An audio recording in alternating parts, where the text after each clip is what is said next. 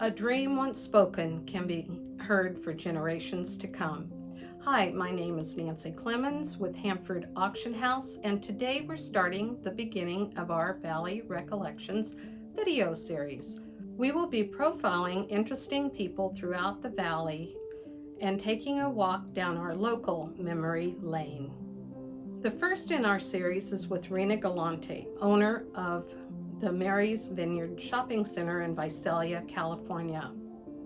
From Peter Pan to cigarette rolling, Rena is a real delight. So sit back and we hope you enjoy. How long have you lived in the valley yourself? I was born here, in the old hospital.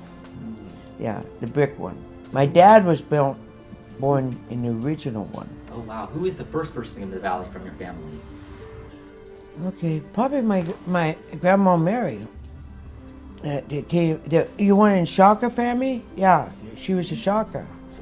So Yeah. why did they move to the valley? Was there a certain reason? Was it for farm? Since the war, they decided there were 9 of them, 9 brothers and sisters, and they decided to come to America because Mussolini, it was you either rich or poor in Italy, and they were the Shaka family. So they worked real hard, and they sent the first one over, like that, and then they were gonna all work, bring everybody over, and then the next one, Jim was his name. Then the next one was my grandma Mary, was her. So she came over, and they had to have a sponsor here, and I don't know how they got from New York to Visalia, California, but she rode a train with a string around her name, with her name. And we just found out that actually Shaka was spelt different when she came. And of course they did that, they cut the name off and it's shorter now. But she came here and ended up in Visalia. And then she met my grandfather over on Court Street. And then they ended up renting, I asked my dad where he lived. He lived on McCullough, and they bought the piece where they worked in about where Mary's Vineyard is now. Why did you stay in the valley here? Because this is where my roots are. This is my roots. This is my life. I am too old and too set in my ways. I'm not uprooting and going somewhere else. You know, because every state has problems, and I know that California has them, but every state has problems. I'm much rather go travel and come home. Yeah.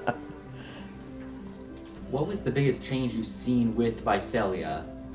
One of the biggest change is that Mooney, when I was in high school, Mooney stopped just there at Foster Freeze. And then there was a big boom, and I graduated in 1965, so you can go back to when I was a freshman.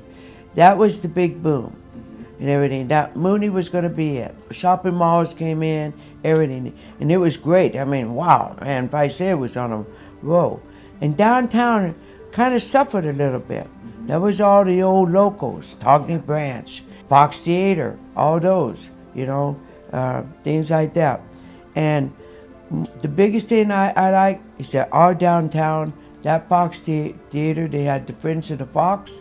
They went in there, they showed seats, and it's beautiful. It's just like when I was a kid. You walk in there, it's just like, downtown is booming. Our downtown, Fugazi's, they got that, right there, they got that, all the buildings, people, that's, to me, our downtown. You drive up and down California, a lot of the little towns are gone. Anything that was on 99, the roads and stuff, they're all gone. You go to Keensburg, the only thing is the Swedish festival up there that holds it together. They've all died down. The Visalia is booming downtown, and that's cool. What was Visalia like when you were in high school? Really small. Yeah, really small. Mooney stopped at Ruddy's. You know Ruddy's? Yeah. Yeah, that was where it stopped. Foster Freeze was there, but Ruddy's was there. But I asked my mom something, my dad something, You know what Mel's Drive-In is? Yes. Okay. Yeah, I asked my dad, was it around when he was a kid? And it was there when he was a kid. Wow. And my dad was born in 1914. Yeah. Oh, it's been there that long? Yeah, he said he remembers it. You know, when he had a Model A or something like that. That's why it's been there. And they preserved it. They were going to push it up. Yeah, they really did really well with letting the habit go in there and really just keep it alive. Yeah, yeah. So what's your earliest memory of the Valley? That really impressed me, standing in line for the kiddie show at the Fox Theater and going in, and it was daylight, and coming out, and I could not believe it was dark. I was just telling Milan about it. That really drew me. We were only about 7, 8 years old, my cousin and I. But they always had matinees. Yeah, and then we'd go out, and if I say a toy shop just sat past it, but and they'd lock all the doors because all his kids were going to run over there and go to the toy store. Because in those days you didn't sell toys but anywhere in a toy store. And I used to think, God, they must be mean people. Ended up, I really got to know them. They were really neat people. But as a kid, you go, why would they lock the doors? Well, you got, 300 kids all at once wanting to go into. Yeah, that was the areas of really, kind of a little bit of an independence that Mom dropped us off. We went to a matinee. It was daylight, came back out, and all these lights were on. It was just, yeah. One of the biggest things that when the 10 Commandments came out, Visalia Theater was the new theater on the block, and everything. Oh yeah, and man, they had this big cutout of Charleston Heston as Moses. And that was so impressive. My God, Visalia, you gotta realize we didn't have TV, we didn't have anything that influenced our world as children. Our world was our town, our families and things. And that was like a big thing to go see that movie. And my God, to have Moses on top of the Visalia Theater checkout deal, oh my God. We would drive by and I can remember as a kid thinking, wow, that's big. That was big. That was like a highlight in my life. I'll never forgot it. What would you say is your favorite movie you've ever seen there at the Visalia Theater? At the Visalia Theater? Or the Fox Theater, either one? My mother wasn't my favorite, but it was the biggest impact I ever had. My mom, we were going to go see a movie. And that time you didn't have previews. She said, I said, well, what kind is it? She says, I don't know, it's called Cycle. And I said, oh, okay. I said, is it scary? Because I don't watch scary movies. I watch them like this. And so we go right in the first door at Foxy, get our popcorn, sit down. And the first scene happens. And I looked at it and said, I thought you told me this was a scary one. I didn't know. And I spent the whole time in the lobby. And if you go to the Fox Theater, it has portholes on the doors. And all I did was jump up and down. But I never went it, I never went it. That was my first impression of a real movie that one that made an impact on me like again. And another one that made an impact on me, when you would go to the movies, Walt Disney's movies were being released. And we went to see Peter Pan. And we were so, and when you came out, the concession stand, all had Peter Pan hats for sale. And I just knew, my mom, if I could convince her and I got a Peter Pan hat, tomorrow morning, that next morning, I could fly. And I knew it. She got me a hat. Yeah, but I didn't fly. But I got the hat. What was the main thing you learned from your mother? My mom and dad were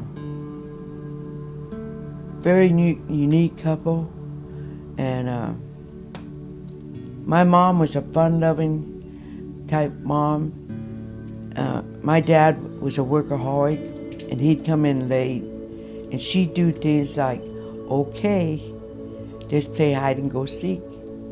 And she says, I'm going to turn all the lights out. And I was little. I was probably about maybe 6. And my brother was 3 years older than I. And then she says, now you go hide. And I'm going to close my eyes, and I'm going to come find you. And the whole house was dark. And I would be so excited. I would giggle. She'd always find me because I just couldn't. My mom was looking for me. I knew I had the hiding spot, and she'd always find, because I would start giggling and then she'd laugh, and then all at once she'd just touch me, and like that, and then she'd go find my brother. But she would crawl on her hands and knees through the house looking for it. She was like that. That was one of the best memories of us waiting for my dad and playing hide and go seek. What was your father like? My dad worked a lot, never ever spanked us, never ever yelled at us, never really did. He loved to go to the mountains. We constantly went up there to the snow and stuff like that. I know he was born and raised right here in Visalia. He was the first Sicilian baby ever born in Visalia. They actually bought a horse and buggy. I've got the cutout somewhere. And they bought it from Fresno, a doctor and a nurse, and they came horse and buggy. Like I say, he was first Sicilian baby. My grandmother couldn't have him, and it was all in the paper, So he came in important, I guess, but he was just a good man. Just worked hard, always fun, but he didn't play games. He didn't like waffles.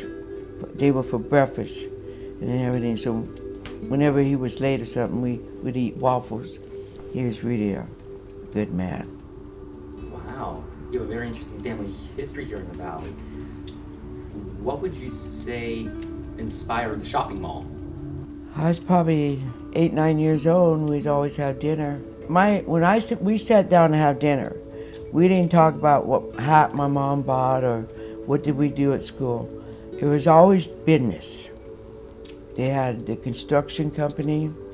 They had, my mom was the bookkeeper and everything like that. They had ranches, 2 ranches. Once my grandmother died, they were farming, which my mother was farming, and it was all business. And my dad would just go, one day we're gonna build a shopping center.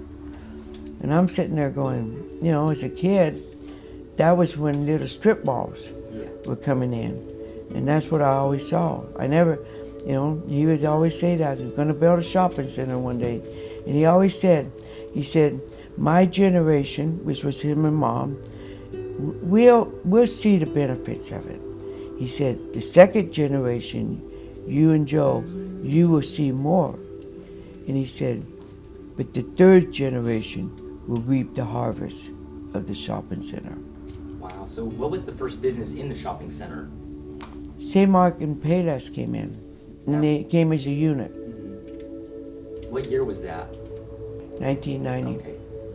If there was one business you could see overall back in Visalia throughout your lifetime, any business you wish was still here, what would it be? Stationery store called Todney Branch. He sat right next door to Bank of America. It was just, you could go in there and buy Todney Branch and another store called Cross Harlots. It was down by Brown Shoe Shop. They were local guys. When you walked in, they knew your name, everything. And Cross Harlots was cool. You could go buy china or you could buy nails, because he was a hardware store. But he was in downtown Visalia, and both of them had a big impact on Visalia. They were fun, even as a kid, to go into. Even though it's just a regular hardware store? Yeah. Because Mom's dragging you along whether you want to go or not. And Todney Branch was cool, because they always would have Christmas cards and stuff like that. Yeah. What do you see for the future of the shopping mall? Oh, I think he's going to be around a long, long time. Yeah. My cousin Sam, he said it'll be around for because of where it sits. All the car lots came. Visalia car lots never moved for years and years and years. They were all on Main Street. The off-ramp that comes off the freeway, my brother designed that. He actually was working on that, the way it comes into Mary's Vineyard. My dad was known that he leveled the San Joaquin Valley. When he was a young man, down at the service station, my grandmother bought a tractor. Just probably a little 8-inch tractor, Ford, and was to work the vineyards, where Mary's Vineyard was one day going to be. And he got to do it and everything. Well, the neighbor next door goes, "Hey, Freddie," because he was like the kid, "come over here and do my land." So he went over there and leveled there. He went over there, and my dad fell in love with the tractors. And my dad probably, everybody used to say that Fred Galante leveled the San Joaquin Valley because he was one of the first people to level everybody in this valley, clear up to Gilroy. I mean, my husband went San Luis Dam, went with him one day to get a tractor that had been sitting up there for about 20 years. He left up there when he was working on the dam, clear down to Bakersfield. He was everywhere. I mean, Weedy, Dinuba, you name it. So all over the valley. If you went and didn't mention the name of Fresno, they would know what you're talking about. He loved to work. Both of them did. What's the legacy you think your family's left behind in the grand scheme of things in the valley's history? I think my family, especially my mom and dad, and the center and everything, I think a lot of it is even my grandparents, that they were just hardworking people, just good people, ordinary people. We never flashed, money or anything. My folks lived in a little house for years and years and bought the other house there, and both of them died there and everything like that. And my dad offered me half an acre and helped me build a house here. My brother, they bought a ranch over there with a house on it. And I just think it's honesty, and I think on a whole, even with Mary's Vineyard, I mean, be honest with you, sometimes I can't believe how many people I employ down there owning that center. There's a lot of people to work. Boy, half of Visalia. I know, but yeah. If you could say one thing to each of your parents, your mom and your dad, what would you say to them today? Just I miss them.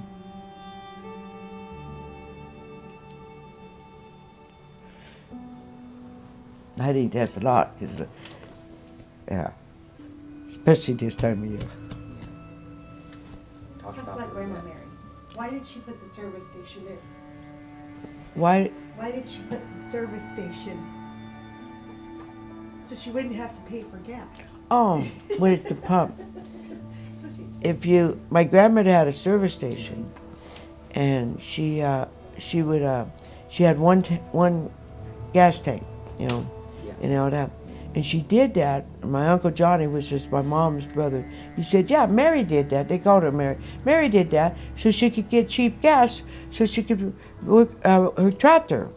So she had one tank there. And he said, she never sold gas. Nobody bought gas from her. But she got cheap gas so she could run the tractor so she could farm the land. She had 2 pieces of land to farm. She was a character. She had chickens too. That was the best one. The chickens are really, really, really, she had these damn chickens. And she'd go out there, and she didn't speak English. Oh, so she spoke fluent Italian. And she'd go out there, and she had this, like a cage, and it was open on one end. But she'd go out and she'd look at the eggs. And she knew that if this one chicken didn't lay eggs, she'd get mad. My dad's shop sat right behind it, the original one. So, I mean, it was like just a family complex there. It's basically a shopping center then as well. Yeah, I mean, it's like a little. Then they had rentals too. They also had 3 rentals and everything like that. And my Uncle Johnny said, "Oh yeah, she'd get mad at this one chicken, and she'd pick it up, and she'd take her hand and she'd just beat it, smack it like that, just spank it, spank it, spank it, spank it, and talk it to Italian. It's gonna lay eggs, and if it didn't, and then she'd take it, put that cage right on top of it like that, and in Italian she'd tell it basically, you sit there and you think about it. Tomorrow you lay eggs. You sit there, and that little chicken sit there all day long. All the other chickens get up on top and drop their little droppings in there and everything like that. But my Uncle Johnny said a different word, but basically he said she's busted his butt. Like that. It was so funny. Yeah, she'd be out there just baking a chicken. Not many people do that. That must be a sight to see. And talk Italian. Those chickens knew what Italian was. We spent a lot of time because my grandmother's service station was there.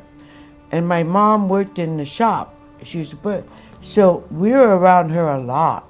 She was quite a lady. I mean, she was fun. When then they bought her a TV set, and that was fun. In 1955, I was watching it with her, and I saw something. It was about this park that's being built in Anaheim. That was Disneyland. I didn't even know that. But yeah, and she listened to the radio.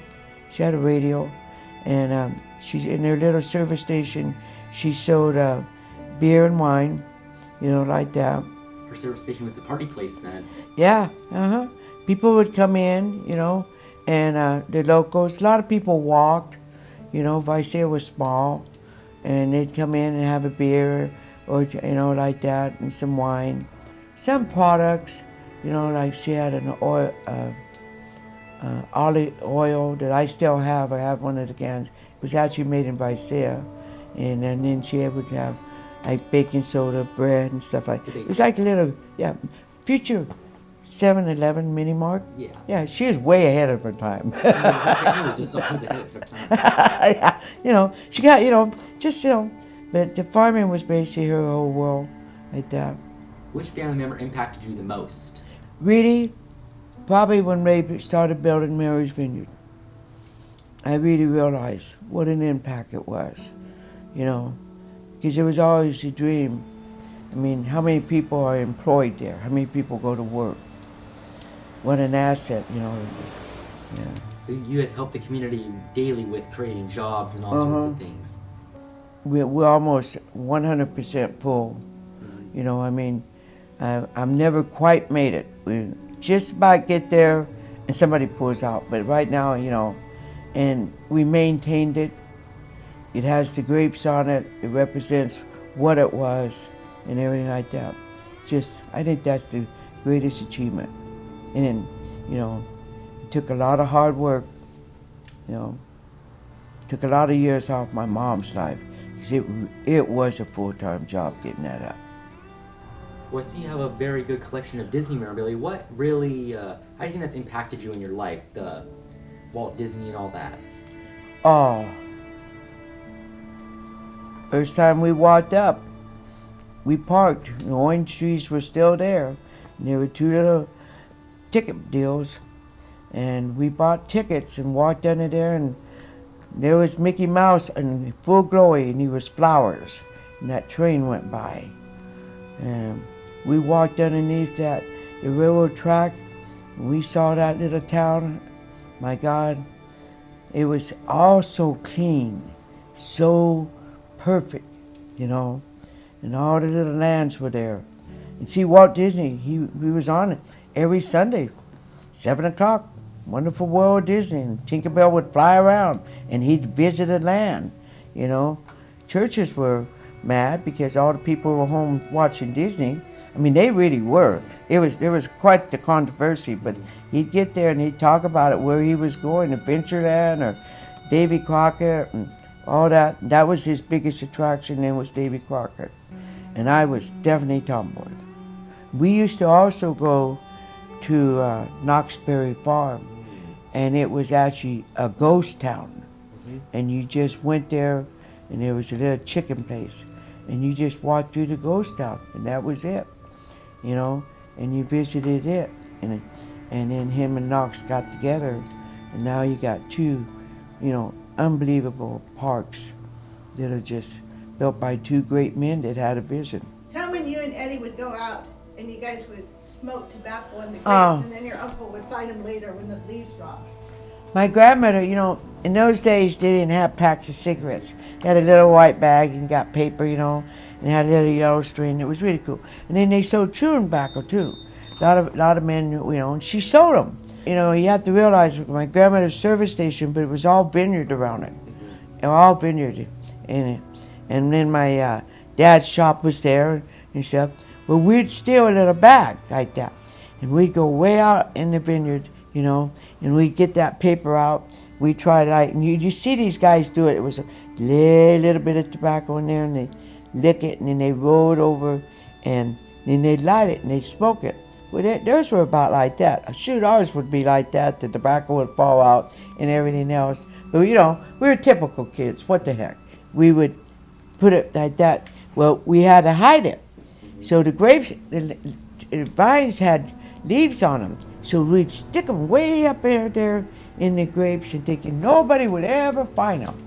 Years later, my Uncle Johnny, because he used to work in the vineyard and everything, laughing, he was teasing me. They used to find the little deals of cigarettes, and they knew it was us out there smoking, like that, And he says, we thought it was funny because you guys thought, when the leaves fall off, there it is. And they picked the grapes. You see this bag of them. They go out there, and he thought it was so funny that we would do that. And then it's like the chewing tobacco. We stole it. It always smelled. So we took a chunk of that. That stuff would gag you, But we were curious kids, typical kids. We stuck it up in the grapes too. Explain to him how we lived on Noble Avenue and never adventure. Like Grandma and Grandpa started with Grandma Mary at the gas station, went to the Capri Hotel, and how the city took land to put the freeway in and why the freeway came. Well, when my mom and dad came home from the war, he was in Vineyard. He never served overseas, or he was a chef, he was a cook. And they came home. They lived with my grandmother at the service station. There was a room that was his bedroom set. And they lived there. And then they decided the Capri Motel was still there. And they rented number 16, it's the last one. And actually, I have a picture that my mom wrote their first home, is what it was. And that was where they first. But then time went on, and on Minnow King, a house came up for sale. Probably there was a service station, a Shippy's house, and this white house came up for sale. And my mom and dad bought it. And that's where we grew up. Now we always call it the gray house, because when we left, she had painted gray and white. That's where had the ditch and all the imaginary. That was a neat house to grow up in. Then one day my mom was telling my dad that we needed to get a bigger house because Joe and I were getting older and we needed separate rooms. So one day my dad comes home and he goes, I bought a house. She said, where? He said, across the street. Where? On Pinkham. And he bought the big house that we all grew up from about 7 years old. I was there at 7, 8, and that's where. And my dad just lived in a little world, a little circle of just this right here, right on Minnow King, never. And then when he died, that's what the house he actually passed away in. So, we've saw a lot of impact, a lot of changes, things for the good. Because I'm gonna tell you something. There's a lot of people that commute on that freeway. All those people shop at Mary's Vineyard. That's the positive. A lot of those people are coming from Woodlake and everything. They go and shop at Mary's Vineyard. A lot of traffic. Yeah, they built it right perfectly to where the new houses will probably start being built out here in your little place Yes. to get all the traction. And all the car lots are wrapped around it. And they're not going to go anywhere for a long time. Thank you for listening in today. And what dreams does your family have that might last for generations to come?